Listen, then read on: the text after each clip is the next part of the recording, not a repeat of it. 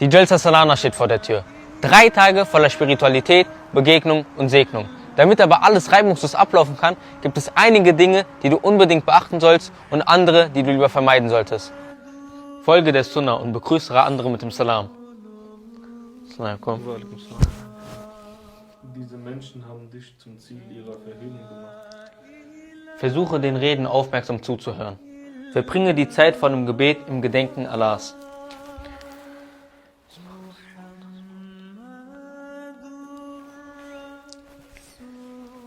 Versuche deine Umgebung sauber zu halten. Erscheine pünktlich zu den Programmen.